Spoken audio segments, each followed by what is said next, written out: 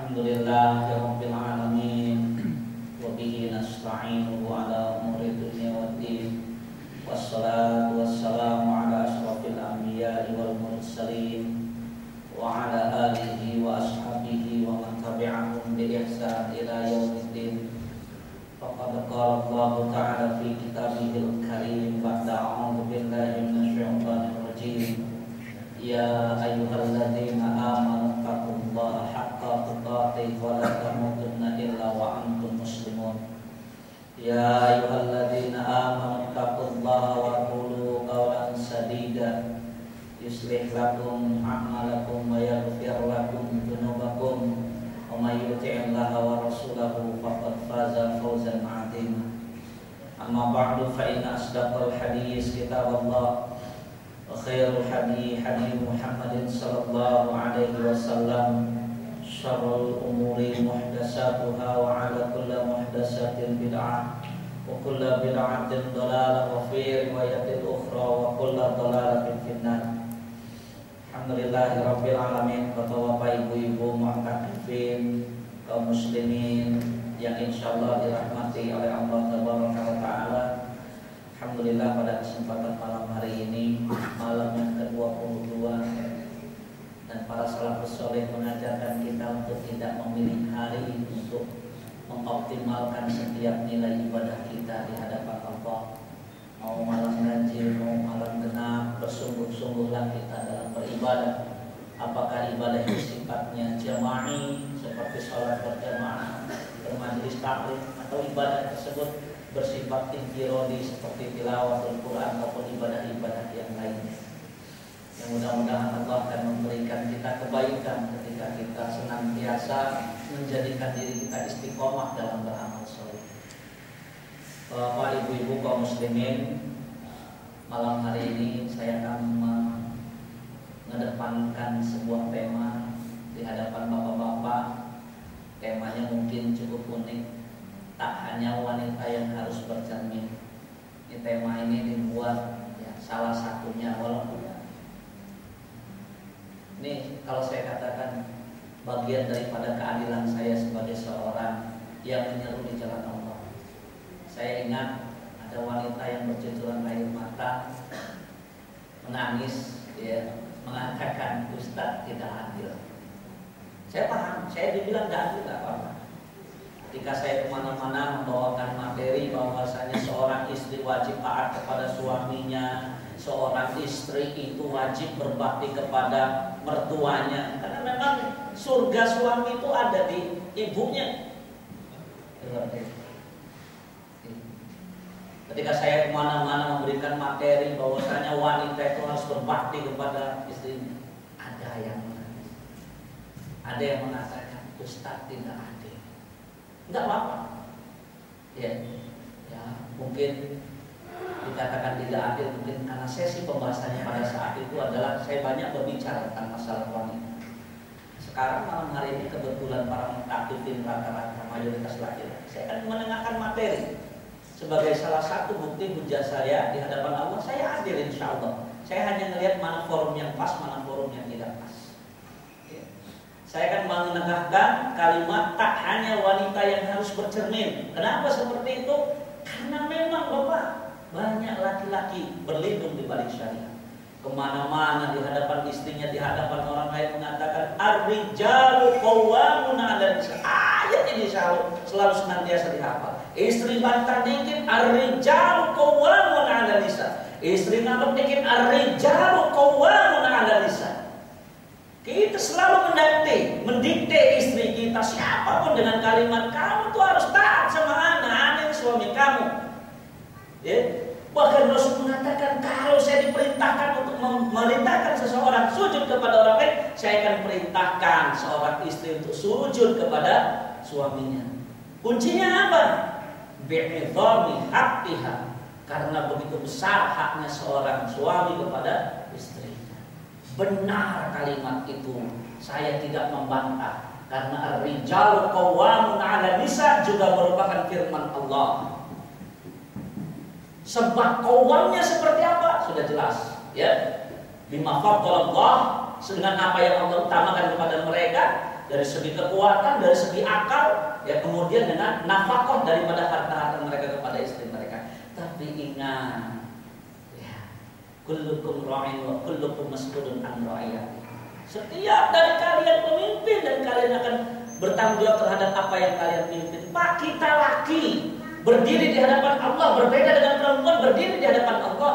Perempuan berdiri di hadapan Allah cuma ditanya, ente dengan diri ente tanggung jawabnya bagaimana? Beda dengan kita laki-laki. Kita berdiri di hadapan Allah, Allah akan bertanya, bagaimana tanggung jawab kamu nih? Yang pertama sama orang tua kamu, yang kedua sama istri kamu, yang ketiga sama anak-anak kamu, yang keempat terhadap dirimu sendiri. Maka saya mencoba menenangkan, tak hanya wanita yang harus bercermin. Gak cuma wanita yang harus belajar bagaimana menjadi seorang istri yang solihah. Maka jujur, boleh ditanya beberapa orang di antara yang hadir ini, pernah saya bagikan buku, ya, pernah saya bagikan buku, ya, ciri suami idaman, ciri suami solih. Karena saya berharap yang belajar bukan cuma wanita. Ketika saya nge-push kaum wanita agar mereka mampu berbakti kepada suaminya, saya pun harus memberikan materi kepada para suami bagaimana mereka seyogianya mendidik istrinya. Jujur kaum muslimin, jujur jemaah, mohon maaf, banyak sekali laki-laki berlindung di balik syariat untuk sekedar mendidik istri-istrinya. Mudah-mudahan ini bagian daripada kehadiran saya di hadapan Allah Taala.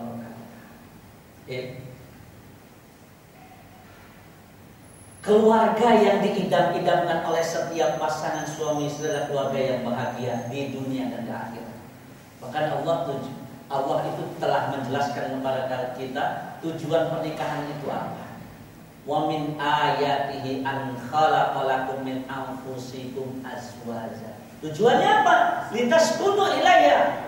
Supaya kalian merasa adanya ketentraman. Kita berumah tangga itu supaya ada ketenangan, ada sakinah. Kalau ada sakinah, baru kemudian Allah buat waja'ala bainakum mawaddah warahmah. Maka kemudian akan tumbuh sifat mawaddah, cinta kasih dan cinta kasih sayang. Ya.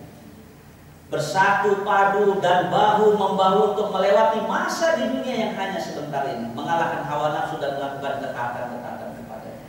Ingat kaum muslimin dan ingat jemaah, pernikahan itu ibarat sebuah bahtera yang seakan dia mengarungi lautan. Kalau pernikahannya baru sebulan 2 bulan, madu semua itu, belum ada racunnya. Jujur, benar. Kita pernikahan pertama gandeng istri kita kepleset, kita ngomong sama istri kita, kenapa deh? Iya, sakit nggak? Wis mantep, bahaya gaya bahasanya. Tapi 2 tahun dia nikah sama kita kepleset, lain omongan kita. Makanya dalam pakai mata. Nah ini udah mulai keluar racunnya ini, ya. Nah seperti itu. Saya pun mengakui hal-hal tersebut. Ya, kita manusia, kita biasa yang seperti itu. Tapi manusia yang terbaik adalah manusia yang mau belajar, manusia yang senantiasa bercermin. Bercerminnya bukan seperti kita melihat kaca, kita melihat narsis diri kita, tak. Bercermin kepada syariat. Rasulullah mengatakan, khairukum li ahlikum, sebaik-baik dari kalian lah yang paling baik terhadap keluarganya. Saya masih ingat benar perkataan Ustaz Tri Asmoro kepada saya, mentor saya, terus terang saja. Beliau seorang konsultan Samara. Bahkan beliau di hadapan ustaz-ustaz berani ngomong seperti ini. Jangan pernah kalian berani ngomong jihad. Jangan pernah kajiannya tinggi-tinggi sampai berbicara tentang masalah jihad sebelum kalian mampu membenahi keluarga kalian. Ingat, panglimanya mujahid Rasulullah SAW senantiasa berakhlak kepada keluarganya, termasuk istrinya. Kalimat yang membuat para ustaz terdiam. Bahkan beliau bersedia kepada saya, ada satu daerah seseorang dengan tingkat derajat ilmu yang luar biasa diadukan oleh istrinya. Akhlaknya bagaimana? Istrinya tidak menggibah dirinya, tidak. Istrinya meminta keadilan. Apakah benar, dibenarkan seorang aktivis dakwah, laporannya seperti itu ya, melakukan ABC. Dan Rasul kayaknya enggak gitu loh. Rasul panglimanya mujahid. Tapi beliau mengatakan sebaik-baik di antara kalian adalah yang paling baik terhadap keluarga. kepada orang tuanya, kepada istrinya, karena memang suka tidak suka jemaah. Saya pun pernah menemukan ada orang mampu baik sekali terhadap orang lain, tapi terhadap istrinya dia tidak mampu berbuat baik. Kalau sama orang lain dia harus bisa mencari permakluman. Ketika salah, enggak apa-apa, saya maklum karena bla bla. Tapi ketika istrinya salah, dia enggak mau mencari permakluman. Ada yang modelnya seperti ini. Banyak yang seperti ini. Ayo mari kita cari, ya. Saya akan berikan beberapa pemaparan di antara 10 gambaran ringkas tentang kesalahan-kesalahan penting yang banyak dilakukan oleh para suami. Kenapa? Karena yang bisa bercermin bukan hanya istri, tapi tapi suami pun wajib bercermin. Yang pertama, banyak di antara kita tidak mengajarkan agama dan hukum syariat kepada istri. Nih, laki zaman sekarang modern tuh Pak, yang dayus banyak Pak. Dibiarkannya istrinya tidak menutup aurat. Banyak. Dia mengira bahwasanya dengan hal tersebut dia akan melenggang masuk surga. Sedekahnya banyak. Kalau sholat jidat sampai hitam, tapi dia biarin tuh. Istrinya pergi kemana-mana nggak nutup aurat.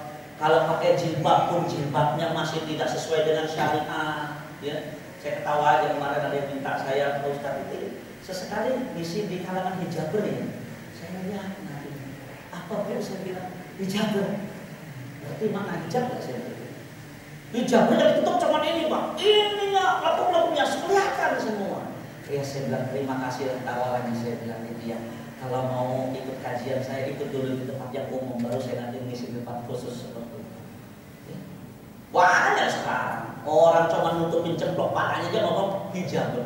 Ustaz anak hijab. Dari mana? Gimana suaminya ngajarinnya? Ngerti gak tuh surat Al-Ahzab 59 An-Nur 31? Itu ada terminologinya. Hijab itu seperti apa? Jangan ngegelungin kerudung di kepala kemudian dikatakan berhijab, nanti dulu. Ya kan? Surga itu mahal bu. Jadi dulu seperti itu. Allah tabaraka wa ta'ala berfirman di surat Tahrim di ayat yang ke-6. Ya ayyuhalladzina amanu qu anfusakum wa ahlikum nar. Wahai orang-orang yang beriman, jaga diri kamu, keluarga kamu dari api neraka. Urutannya jelas, diri, keluarga, baru orang lain. Ustaz sudah dakwah tapi keluarga enggak terima, itu kan urusan. Nabi Lut sampai menguncurkan air mata. Ya Allah, kenapa engkau adab termasuk istri saya kena adab? Allah mengatakan dia bukan keluarga kamu karena dia telah bermaksiat kepada Allah seperti itu. Ya jangankan istri, Pak, darah daging sendiri. Bagaimana Kan'an, ya bin Nuh, anaknya Nabi Nuh, disuruh naik ke atas kapal. Ya bunayya irkab ma'ana. Ya, tapi dia mengatakan, la sa'u ilal jabal. Enggak, saya mau naik ke atas gunung aja. Ya'simuni minal ma', kata Nabi Nuh, enggak ada nak yang hari ini bisa selamat dari azab Allah kecuali yang naik kapal seperti itu. Tapi di sini Pak kita tahu betapa penting dakwah terhadap keluarga terdekat terlebih dahulu. Karena sejarah pun membuktikan penentang dakwah sunnah bukan berasal dari kalangan orang lain, keluarga terlebih dahulu. Siapa orang yang menentang Nabi Muhammad ketika dia memproklamirkan dirinya sebagai Rasulullah? Ketika dia berdiri di atas bukit Marwah, kemudian dia memanggil semua kabilah, kemudian dia mengatakan, kalau saya mengatakan kepada kalian di belakang gunung ini ada sepasukan yang hendak menyerbu kalian, apakah kalian akan membenarkan perkataan saya?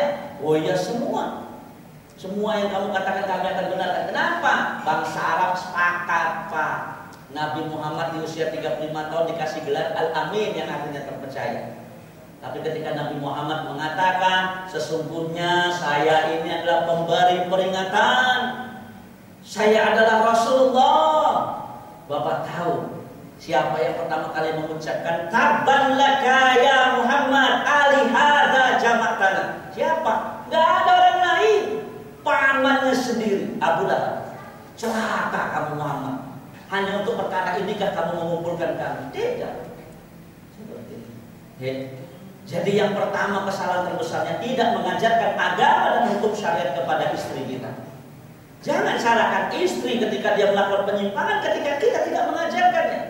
Ingat, maka tadi saya membuka kalimat pengajian kita, taklim kita adalah kita berdiri di hadapan Allah mempertanggungjawabkan bagaimana tanggung jawab kita terhadap istri kita. Mereka itu bimbingan kita. Kullukum ra'in wa kullukum mas'ulun an ra'iyati. Setiap dari kalian adalah pemimpin dan kalian akan dimintai tanggung jawab terhadap apa yang kalian pimpin. Maka jemaah, ajarkanlah istri-istri kita. Saya lebih banyak stressingnya terus terang aja nih lah, yang muda. Saya sasarannya ini yang muda ini sebenarnya. Ya, yang baru-baru punya anak 1, baru punya anak 2, seperti itu. Ya.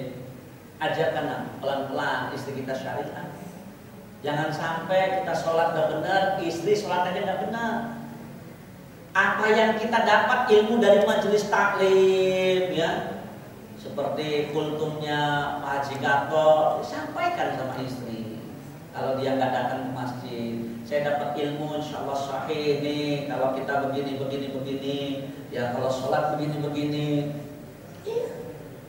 Bahkan saya tidak ragu-ragu, ya, mengajarkan kepada ibu-ibu untuk kalau sudah ngaji sama saya dakwalah. Yang pertama didakwai siapa? Suaminya. Sampai ada suaminya yang komentar ke saya, istri saya semenjak ngaji mau Ustaz ribut terus di rumah. Benar Pak ini? Ya, woi udah baru ngaji berapa bulan udah jadi ustazah katanya. Saya ini nggak boleh seperti itu. Dan itulah resiko. Dakwah terbesar senantiasa tantangan yang berasal dari keluarga. Saya amat sangat memahami ketika kami di wisuda dulu, kenapa kami ditempatkan itu tidak ke daerah asal. Kenapa? Banyak gugur kalau langsung ke daerah asal. Maka dimentalin. Ya, dulu saya Lampung, SK keluarnya awalnya ke Sulawesi Selatan. Ibu saya masuk buat surat pernyataan, punya keberatan. Saya tahu gaji Ustaz. Anak saya cuma 1 laki-laki, kalau ditaruh Sulawesi Selatan setahun sekali gak bisa pulang. Tapi saya mengerti kenapa saya gak dibalikin ke Lampung. Kenapa? Banyak gugur dakwah tersebut. Iya, banyak. Karena yang menentang dakwah itu biasanya orang terdekat. Lihat Pak, iklim orang Indonesia. Dulu, jangan nggak usah ceramah. Nah, dulu kamu itu siapa yang ngajarin Iqra? Di Indonesia masih begitu, masih ngelihat dulunya Pak. Dulu, masih ngelihat dulu. Ya, masih muda udahlah, nggak usah imam yang tua dulu. Di tempat saya masih seperti itu, tidak berlaku. Sepasir apapun kayak Ustaz Agri bacaannya, kalau tempat saya nggak bakal laku. Harus usia Pak Zamzani ini yang jadi imam. Mau bacaannya hatta yurtumul makobir kayak ya, lakaraun kayak pokoknya bener aja. Paling udah pakai peci putih pernah beribadah kemana ini. Oh harus seperti itu, nggak laku. Kayak Ustaz Agri sepasir apapun nggak laku, seperti itu. Ya, jadi ini yang pertama. Ya, tidak mengajarkan agama dan hukum syariat kepada istri, itu kesalahan terbesar yang pertama. Maka cara yang bisa ditempuh untuk mengajarkan agama kepada istri banyak. Yang pertama, lihat istri itu modelnya seperti apa. Yang paling tahu istri kita kan kita Pak. Ini nggak bisa nih dinasihatin secara verbal, dinasihatin melawan. Coba yang pertama, menghadiahkan buku-buku tentang Islam dan hukum-hukumnya. Kemudian mempelajarinya dan mendiskusikan isinya bersama istri. Bisa juga memintanya untuk meringkas isi buku tersebut. Biasanya nih misalkan ya kita nikah sama wanita yang profesinya sebagai dosen misalkan, woi susah itu. Dia nggak mau, nggak bisa dinasihati secara verbal seperti itu. Sampai benar demi Allah, ada seorang suami ngadu sama saya plus dengan istrinya 2 datang ke rumah. Ya.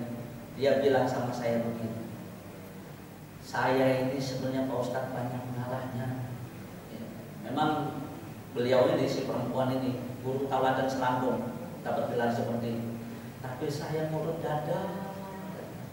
Istri saya ini kalau ngomong sama saya percis kayak ngomong sama muridnya. Padahal kan saya suaminya. Kan? Ada Pak yang model seperti itu. Saya yakin bapak-bapak juga nggak terima tuh kalau dia omongin seperti itu. Sama Pak. Kita itu kadang-kadang menemukan ada tipikal istri yang nggak bisa dinasihati itu dengan verbal seperti itu. Bisa dengan diskusi. Ini biasanya orang pintar nih, wanita yang pintar nih. Ma, aku dapat buku lu, beli di buku lu. Yuk kita pelajari, kita diskusikan. Ilmiah jadinya. Itu bagus tuh metodenya. Jadi berdiskusi sama istri, ya. Ini ilmiah seperti ini. Kalau saya sama istri biasanya dengar kajian via internet. Selesai itu kita ngobrol nanti. Oh ini isi kajiannya A, B, C, D, gini seperti itu. Yang kedua, menghadiahkan kaset-kaset ceramah dan minta istri meringkas. 3, diajak tuh istri pengajian yang disampaikan oleh orang berilmu. Jangan masuk surganya mereka sendirian Pak.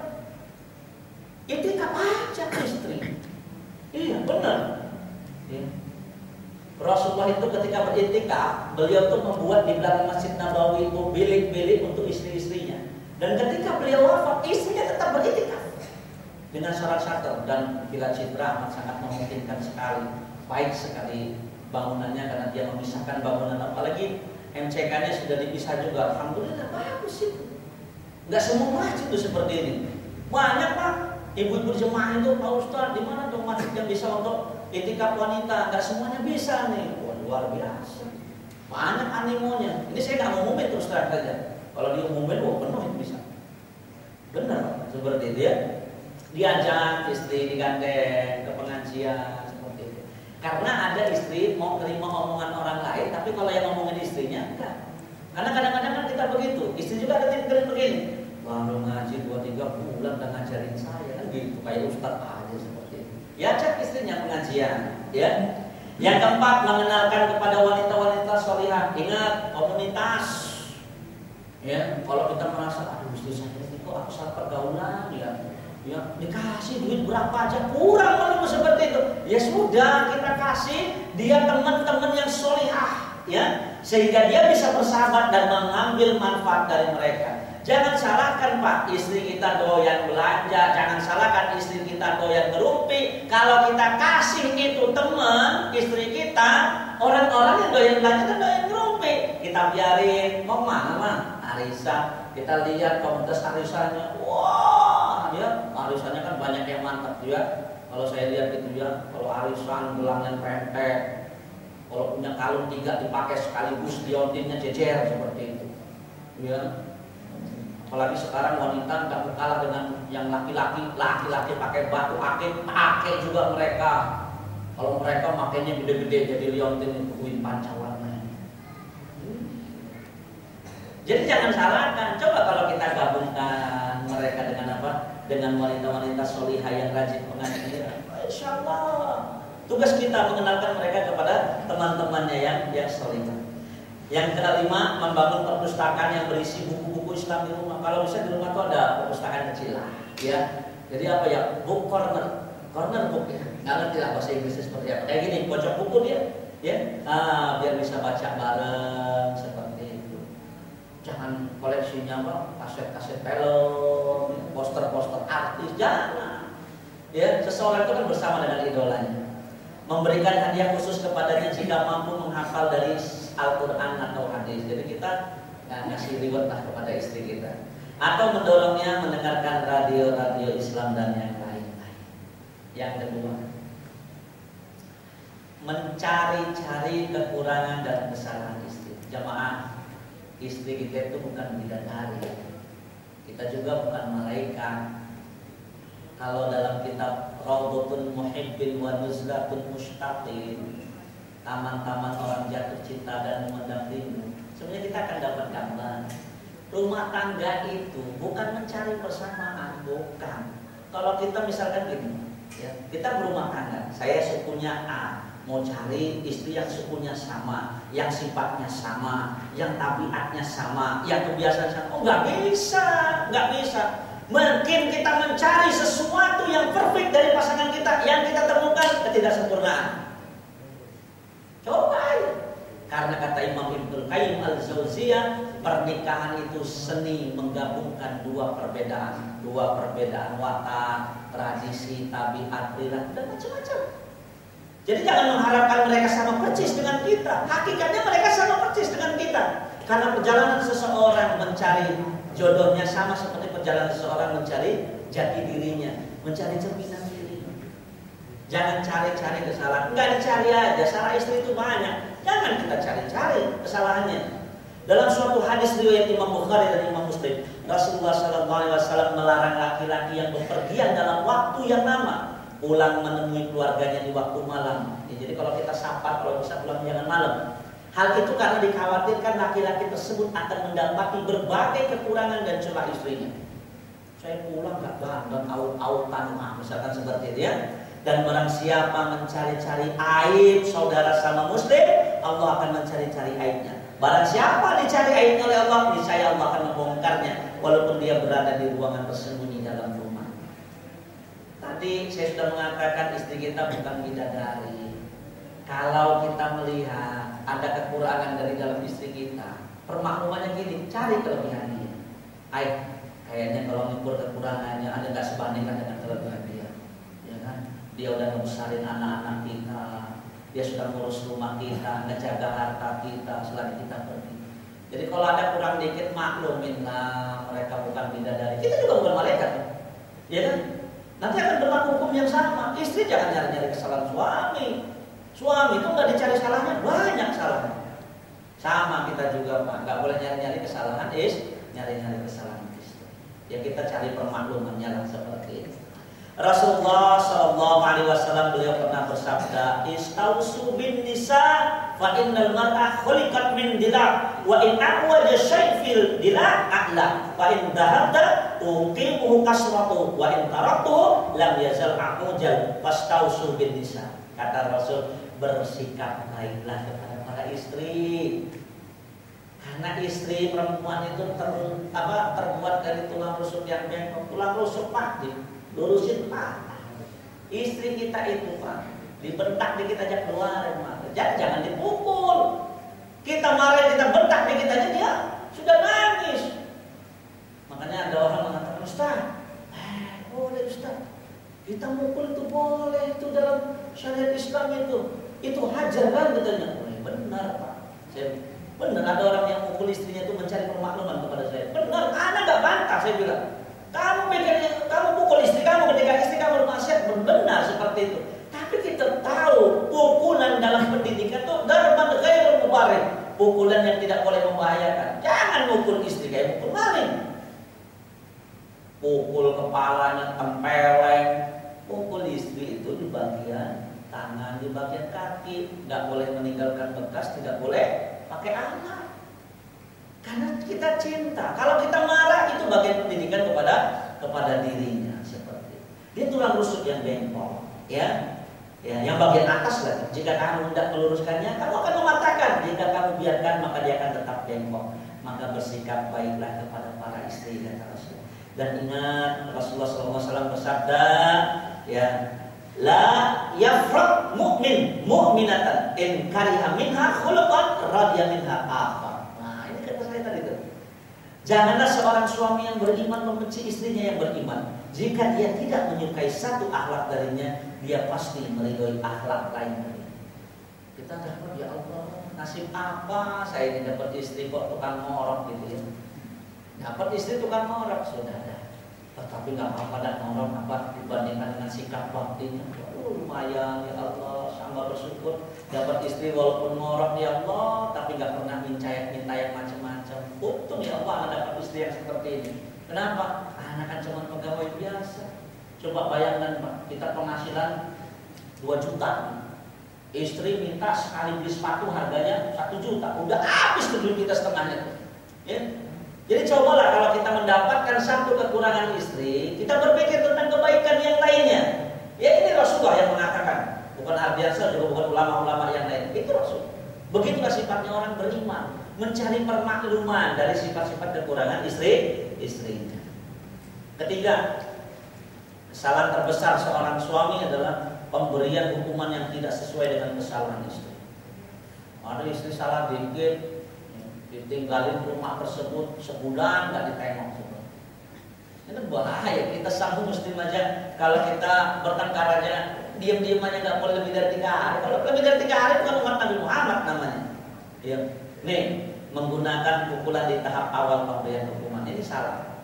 Dalam syariat itu dikenal namanya hajar-hajar, itu proses pendidikan dari seorang suami kepada istrinya. Benar seperti itu. Tapi kan ada tahapannya Pak. Jangan begitu dia salah langsung dipukul, salah ini. Enggak sesuai dengan kadarnya ya.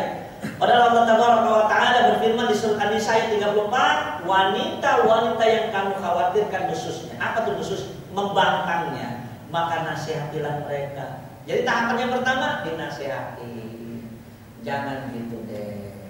Kalau pakai duit sekecil apapun, kalau duitnya duit saya, lapor sama saya. Kamu kasih orang tua kamu, saya gak keberatan, tapi itu kan duit saya.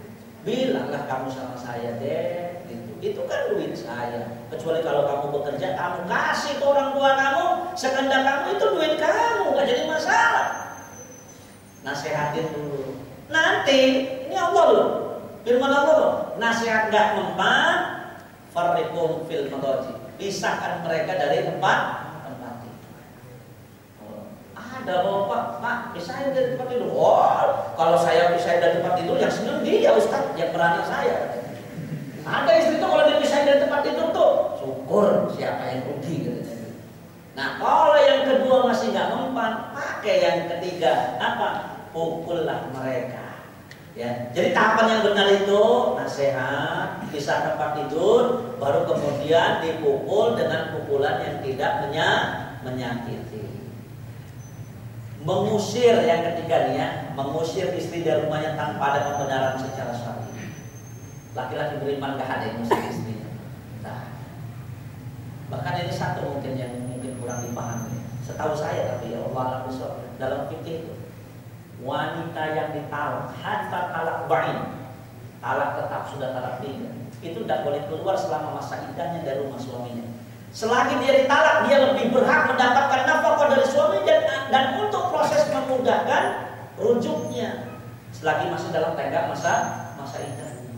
Ya, kamu saya cerai 3 bulan, salah satu kurung 3 kali suci dari semenjak dia omongnya itu istri jangan pulang ke rumah orang tuanya, tetap dulu di situ. Ya, tetap dulu di situ. Nanti kalau masa iddah berakhir baru dia boleh keluar dari rumah suaminya karena itu bukan suaminya lagi. Ya kan kalau sudah lepas dari masa iddahnya, ya maka dia ke masa iddah, masa rujuknya ya gitu ya. Masa rujuknya dia kan bisa rujuk ya setelah sebelum mas 3 kurung itu ya 3 kali suci itu ya dia belum boleh keluar untuk memudahkan juga. Sudah selesai kurungnya baru kemudian dia. Coba nanti digali lagi fikihnya lebih mendalam. Karena kadang-kadang udah dicerain langsung disuruh pergi, tidak bisa begitu. Mereka wanita, apalagi kalau mereka sudah melahirkan anak-anak kita. Ya. Saya pernah ditanya terus sama bidan langganan saya, apa istri saya melahirkan. Pak, Bapak berani sekali sih kok mengikuti proses persalinan istri Bapak ini. Karena dia memang hafal yang bukannya. Oh ini pasti ngotot nih kita mendampingi istrinya. Saya bilang, saya bilang 2 yang saya inginkan kalau saya mendampingi. Yang pertama, saya akan bercerita kepada anak-anak saya kelak, nak jangan durhaka sama Umi. Abi ini tahu benar, Umi itu nyawa taruhannya melahirkan kalian. Yang kedua, saya akan melihat sakit istri saya bagaimana. Kenapa? Biar saya nanti kalau digoda sama wanita yang lain, saya berpikir ya Allah perjuangan dia lahirin anak kita ini minimal buat kita nggak tega lah seperti itu. Kalau saya tapi Pak, nggak tahu kalau udah bapak-bapak. Ya. Kalau saya terus terang, memang seperti itu. Ya. Jadi seperti itu. Jadi jangan mengusir lah seperti itu ya, jangan mengusir ya. Allah Ta'ala berfirman di surat At-Talaq di ayat yang pertama, jangan kamu keluarkan mereka dari rumah mereka dan janganlah mereka diizinkan keluar kecuali mereka mengerjakan perbuatan keji yang terang benderang seperti itu. Ya, selagi mereka kita talak, ya sudahlah ya. Biarkan mereka dalam rumah kita. Nanti kalau kita campur ya berarti tangannya sudah rujuk seperti itu. Ya, ini pendidikan, Pak. Nah, kesalahan yang ketiga pemberian hukum yang tidak sesuai, memukul wajah, mencela, menghina. Kamu ini nggak tahu diri, sudah saya nikahin, udah jelek, nggak punya harta, ya. Nggak terima kasih lah ini nikahin sama saya. Oh, nggak mau bilang ini dalik, suami macam apa kalau seperti ini, ya. Ada seseorang yang datang bertanya kepada Rasulullah, apa hak istri atas suaminya? Nih jawaban Rasulullah.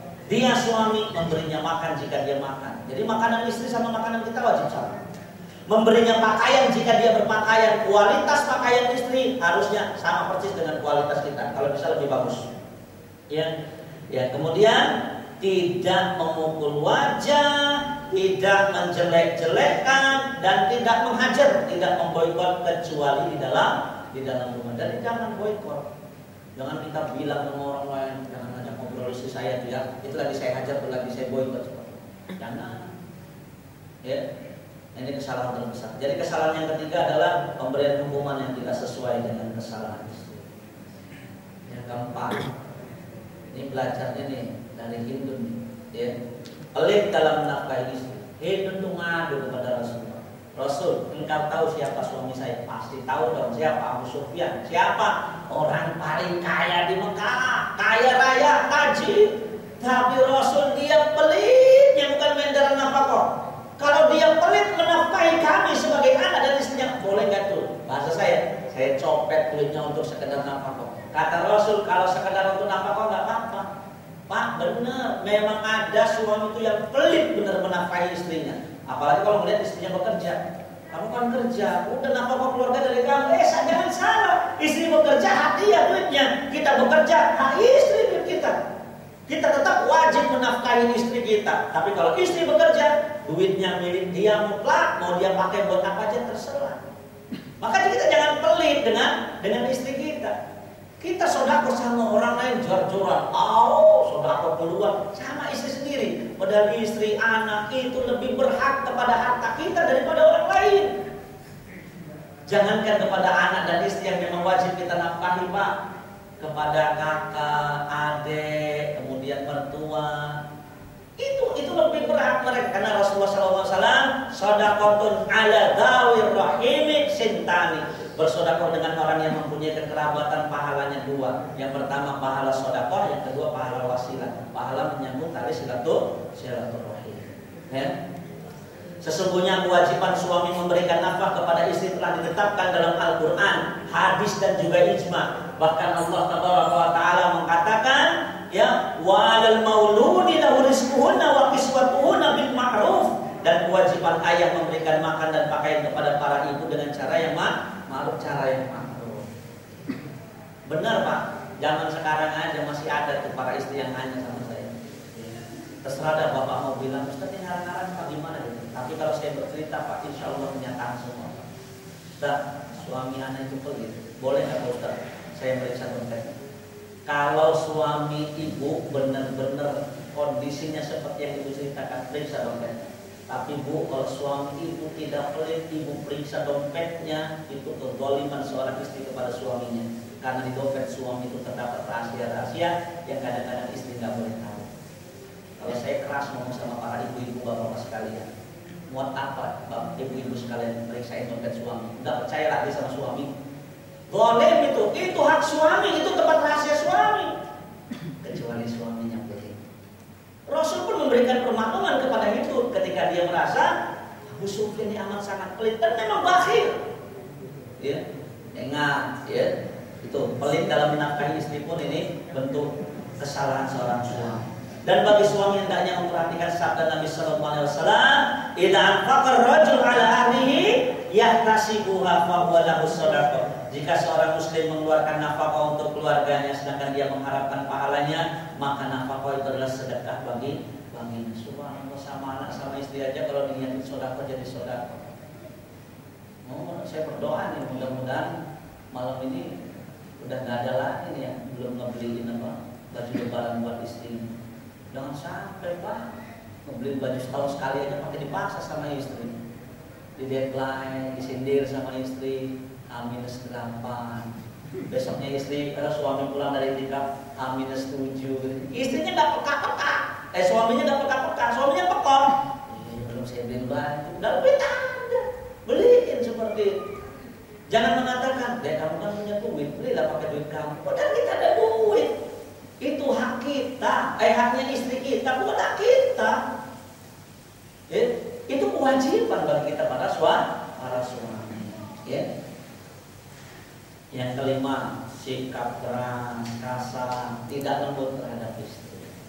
Kita ini kadang-kadang ngomong sama orang kayak namanya sama orang lain, manis-manis. Kalau kita ini customer service, ngomong sama orang, selamat siang Pak, ada yang bisa saya bantu? Ya, oh iya Pak, maaf ini terjadi kerusakan. Bagus bukan main ngomongnya dia, ngomong sama istri, sediain kopi. Saya dulu pernah ngomong, kita itu kalau sama istri kita, apa salahnya sih menyelipkan kalimat tolong bikinin kopi? Istri kita nikahin bukan untuk jadi pembantu.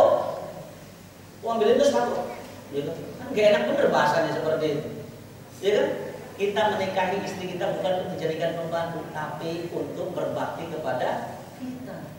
Maka supaya dia berbakti kepada kita, berikan jalan yang mulus agar dia mampu berbakti.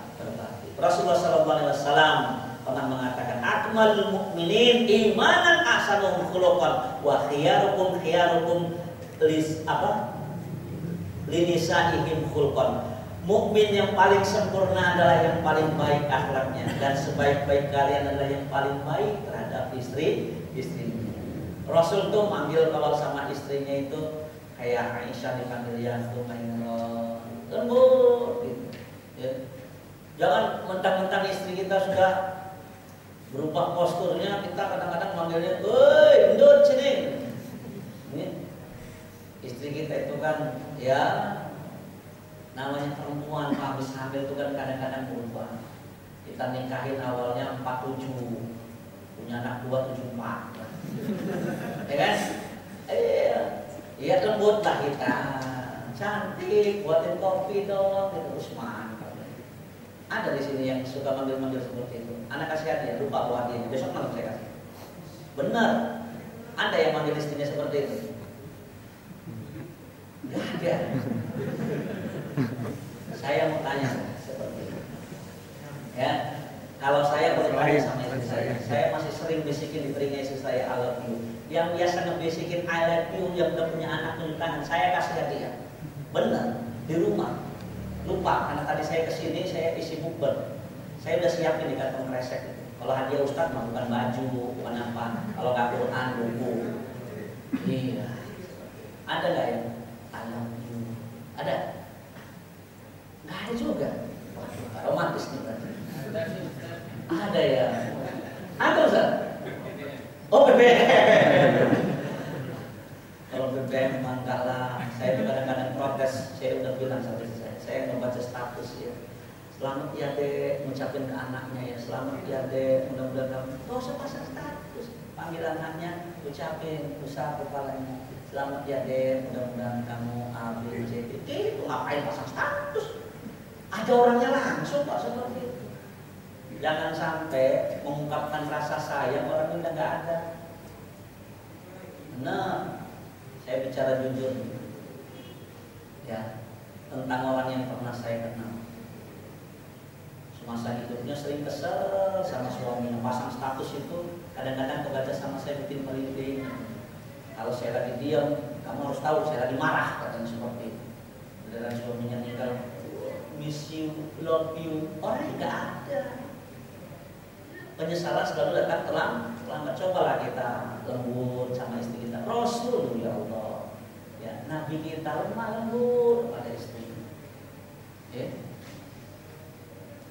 Nggak tahu nih kalau yang punya mobil nih masih nggak suka ngebukain pintu supaya istrinya masuk. Ada? Buka sendiri.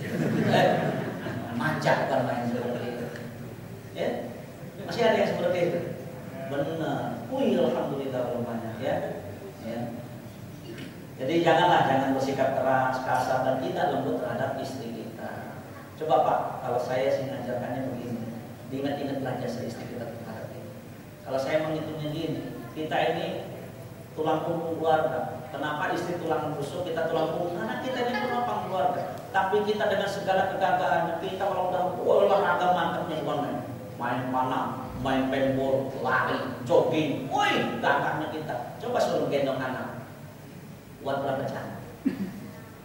5 menit ada aja rasanya. Nih, pipis kasih seperti itu. Ya kan? Istri kita tulang rusuk menggendong berjam-jam, gagah dia nggak pernah ngeluh. Bi capek, bi gendong anak, nggak ada seperti itu. Coba dihitungin kayak gitu maksud saya, biar kita itu bisa lemah lembut sama istri kita. Capek jadi istri itu, ya capek jadi istri. Terus suruh nyuci piring tiap hari aja, mencak-mencak bisa. Istri nggak pernah ngeluh. Coba lembut, jangan kasar sama istri. Ya.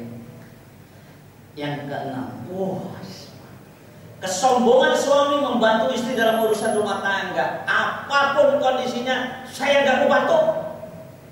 Memang namanya nyuci, nyetrika, apalagi nyuci, nyetrika, nyapu, ngepel itu perkara fitrahnya wanita. Tapi kalau suatu saat istri lagi berhalangan, sakit apa, jangan gengsi lah kita yang nyuci, kita yang nyapu.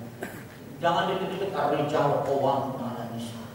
Itu aja kangelannya seperti itu ya. Rasulullah SAW itu tidak segan-segan membantu pekerjaan istrinya, tapi membantu kalau tiap hari beda urusan ini. Jangan-jangan ini suami takut istri nih. Dia tiap hari nyuci, tiap hari apa? Ngepel, nyapu. Sesekali saja. Ya, ketika Aisyah ditanya tentang apa yang dilakukan oleh Rasulullah SAW di rumahnya, beliau menjawab, "Kana yakunu fi mihnati ahlihi fa idza sami'al adzan kharaja." Beliau membantu pekerjaan istrinya. Jika datang waktu sholat, maka beliau pun keluar untuk sholat. Rasul, panglimanya mujahid. Maka saya senyum-senyum ketika Ustaz Tri ngomong, jangan ngomong tinggi-tinggi masalah jihad ya, kalau belum baik sama keluarga. Karena panglima mujahidnya amat sangat berakhlak, amat sangat baik terhadap keluarga. Ya. Yang ketujuh, menyebarkan rahasia dan aib istrinya. Kita ngobrol, istri dia gimana? Wah, istri anak, aduh, iya enak kamu punya istri. Istri saya, ada ABC, semua aibnya kita ceritakan sama teman kita. Kalau kita sudah begitu sifat kita, Pak, ya saya kasih tahu. Nanti ujung-ujungnya rumput tetangga senantiasa lebih hijau warnanya. Nanti begitu nyebrang beneran ke rumput tetangga kayak iklan, ternyata hijau bener, tapi sintetis. Iya. Sudah sintetis, ada macannya lagi seperti itu. Benar ini kejadian. Ya. Anak kalau tahu begitu Ustaz, anak nggak mau ta'adud. Ada orang yang ta'adud ngomong sama saya begitu. Tapi karena sekarang sudah nasi jadi bubur, kata Ustaz, kalau nasi sudah jadi bubur, cari cakwenya, cari kecapnya, cari ayamnya, biar dia jadi bubur ayam, biar enak. Benar, saya bilang begitu. Sekarang harus cari posisinya begitu. Dia sampai mengatakan, anak kalau tahu begini, tapi Ustaz, anak nggak mau. Bebannya luar biasa. Benar Pak, orang ini pernah ngadu sama saya. Seperti itu. Saya bilang, udah nggak usah menyesal terlambat. Saya bilang, sekarang udah, dua-duanya diakurin. Gimana caranya pokoknya? Laki berani berbuat, harus berani bertanggung jawab. Ya. Nabi SAW pernah bersabda, asyarun nas indallah manzilatan yaumil qiyamah ar-rajulu yufdi ila imraati wa tufdi ilaihi summa yang suruh sirraha. Sesungguhnya di antara orang yang paling kedudukannya di sisi Allah pada hari kiamat adalah seseorang yang menggauli istrinya dan istrinya menggaulinya, kemudian dia menyebarkan rahasia-rahasia istrinya. Hadis sahih riwayat Imam Muslim. Ini pun jangan Bapak anggap tidak ada. Ada orang dengan begitu bangganya, wah tadi malam saya habis tempur. Dia cerita sama kawannya, komunitasnya. Wah istri saya mau A, B, C, D. Enak kamu. Istri saya mau, wah 2 menit teler. Misalkan seperti itu. Ya, itu aib Pak. Gak usah dicerita-ceritain. Ya, apalagi kita menceritakan bentuk fisiknya, udah bagus istri kita dihijabi orang lain nggak tahu, kita sendiri yang bongkar. Ya, naudzubillahi min dzalik. Imam Nawawi rahimahullah beliau berkata, Imam Nawawi ini yang ngarang kitab Arba'in Nawawiyah, Riyadhus Shalihin, ya. Berkata menjelaskan hadis ini. Dalam hadis ini diharapkan seorang suami menyebarkan apa yang terjadi antara dia dengan istrinya dari perkara jima. Juga diharapkan menyebutkan perinciannya serta apa yang terjadi pada istrinya, baik berupa perkataan maupun perbuatan dan yang lain. Jadi nggak boleh sama sekali. Ya. Kemudian yang ke-8, kesalahan seorang suami terhadap istri adalah keterburu-buruan dalam menceraikan istri. Coba kalimat cerai itu jangan dipakai main-main. Di suami ini tidak biasa. Saya sampai menjadi saksi pernikahan ulangnya. Kalau marah dikit cerai, marah dikit cerai. Sampai saya tanya, Pak, Bapak itu udah ngomong cerai sampai istri Bapak itu udah berapa kali? Waduh, udah nggak tahu Ustaz, udah kelamaan.